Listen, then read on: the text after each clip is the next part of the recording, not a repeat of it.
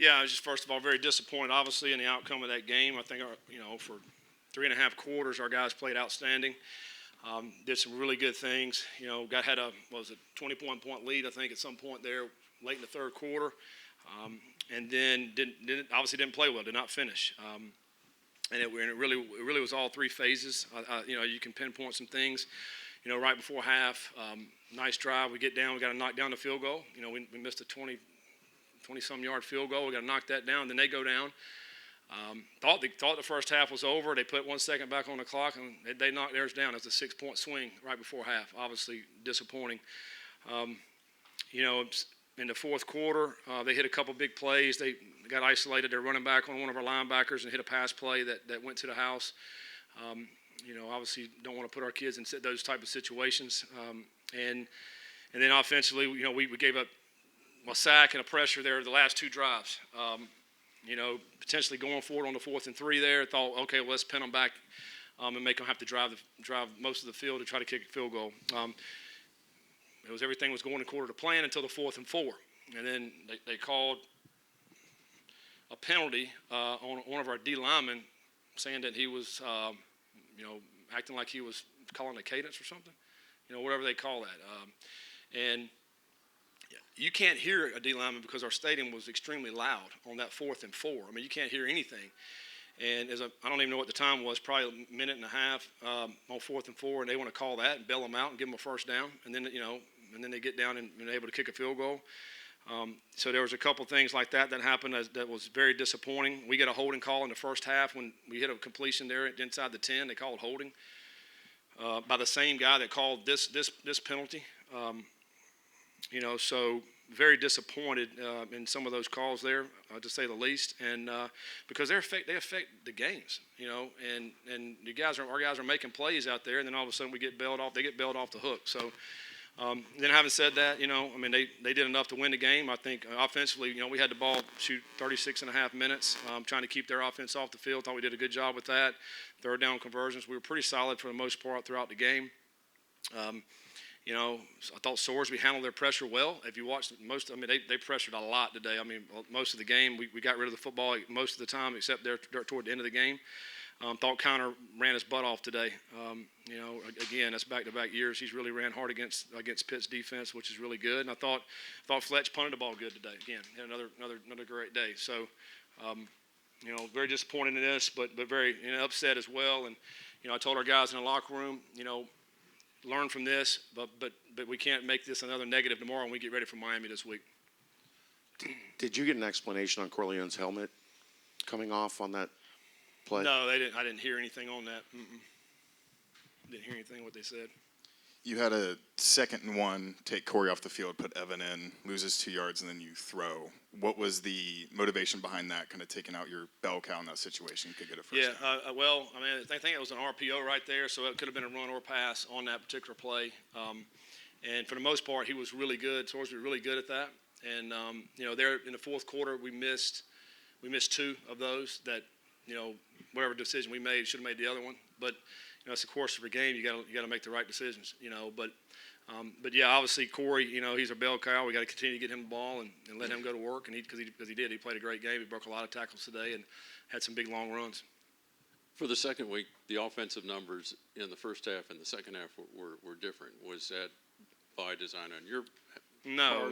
We're trying to get what they're doing. Yeah, we're trying to get some plays. I mean, they made some adjustments in the second half.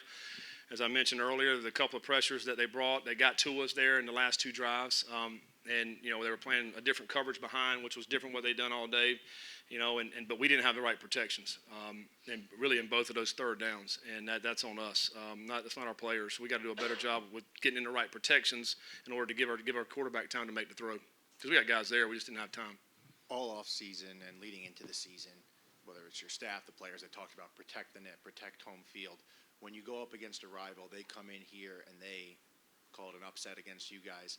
How do you flip that page as quickly as you need to? Yeah, we have to. I mean, we played a really good game up to the last 10 minutes, 8 minutes. And their kicker's really good. He knocked all his field goals down today, and they were solid. But we have to learn from the things that we didn't do well. I mean, there was a few plays out there, as I mentioned earlier, that probably ended up costing us the game.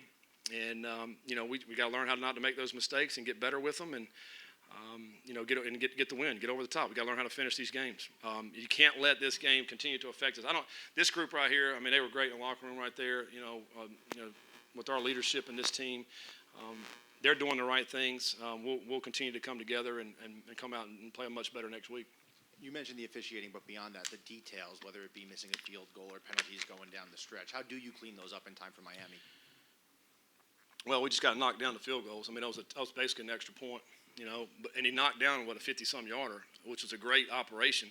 And it's not always on the kicker. Like that, the short field goal, the snap was a little bit off, and the hole was off, and the laces were right where he was kicking. I mean, so it's not just the kicker. I'm not throwing him under the bus. There's a total operation there when you got snap, hold, and kick. But we got to clean that up because we've missed two, in the first two games. And, and then the penalties, I mean, that's obviously we don't want any penalties. I mean, I think we're playing pretty solid with the penalty in the penalty game. But that was obviously a costly one at 4th and 4. Again, that's a huge moment to be calling that particular penalty, in my opinion. Coach, I know that this isn't the result that you wanted today, but can you speak to this rivalry and bringing it back the past 2 seasons? Yeah, I mean it is a good rivalry. The two teams are not too far away, and they used to play every year, and it is a great rivalry. I mean, there's two evenly matched teams. I thought last year and this year, we recruited a lot of the same players. One they're in the ACC, we're in the Big 12, so there's just a lot of rivalry back and forth with that, and I think it's a fun game. Our guys, our fans, I think our players, they get up for this game. It's a fun atmosphere, either there or here. It's one of these games that I think you remember back to some of the past history games of the game. So, but we're moving forward. We're in a new league now, and moving on to the Big 12. It kind of seemed like Desmond Reed was basically doing whatever he wanted in the run and pass game. How do you scheme around such a twitchy guy like that, and why weren't you guys able to make the necessary adjustments to stop him? Yeah, I mean he's a good player. I mean he's low to the ground. He's got great center of gravity. He'll make you miss, but he also has long speed. I mean that's what makes him special is the fact that sometimes when you get some low center of gravity guys, they're quick right here, but they don't have the long speed. He's got both, and he's got good hands too. He's had 150 yards and right there with Corey with 149. The difference was really the long cut. He had a touchdown catch, a 56-yard touchdown. That to me was the big difference in the game. I thought for the way he played, because I thought we tackled him well and tried to hem him up, which you can give up some yards. We don't mind giving up yards, just holding them to field goals. Which I think we did a great job there until the fourth quarter. Seemed like Dante had a really strong game back. Obviously, you were watching the snaps and some conditioning as the game went on. But how did you think he played, especially in the second half when you needed some? Yeah, Dante, man, just first of all, just a first-class individual. I mean, he's a great person with a big old heart. Does things right. He cares about people. He's the kind of person and player that Bearcat fans love because he does things that way. He's the kind of person that we want to have on a bunch of Dante Corleones on our team just because of the way he handles himself. But having him out there was outstanding, just for our players and for him too and his psyche. He's worked really hard to get to this point in his career, and to be able to have him to go out and play today was awesome. Obviously go back and look and see how he played, but certainly he made an impact, and was getting some pressure, tackled a running back several times in the backfield. So, man, we love Dante and love having him out there. I know you have to still go back and watch the tape, but still speaking on Dante, did you notice how Pitt's offense was different than maybe, I guess, Towson approached you guys because Dante was on the field? I don't know if they really changed a whole lot. I think they pretty much do what they do, with some inside zone stuff, some counter. It's going fast and it's trying to throw the ball out and spread it out. I think they still continue to try to do that. I thought really, for 3 quarters, we kept the ball away from him really, really good and kept him off the field. And we didn't do that in the fourth quarter offensively. That was the issue. We got off the third downs. We were doing good on third downs until that fourth quarter. That was a big part of the game to stay in there. They're a talented offense to be able to go fast. They're completely different than what they have been in the last few years. You had another roughing the passer penalty that led to another Pitt touchdown. What can you do to prevent that besides just telling them to not? Yeah, I mean, our guys are rushing the guy hard. He's outside the pocket. They're going to hit him. you know, I thought it was a questionable call. I thought he's letting the ball go. We push him in the chest. I mean, he calls targeting. Obviously, to go back and look, it wasn't targeting, but he still kept the roughing penalty on. I mean, obviously, they want you to stay off the quarterbacks, but the guy, you guys saw him. He ran around all day today, and he bought a lot of time. So he's out of the pocket again. So we're trying to go get him to throw the football. He does throw it. We push him right here, and we get called roughing. It's a fine line there. Our kids are going to play hard. Hopefully, we won't have any more of those, but we're going to play hard, and we got to get the ball, out of his hands. Minkins had a big interception in the red zone, and in the second half, he didn't see many snaps. Was there anything like injury-wise? What that decision? He got dinged up and could not come back in, and not sure of the injury. I just know they said he was out and could not come back in. I think it happened right before halftime, so he didn't play in the second half.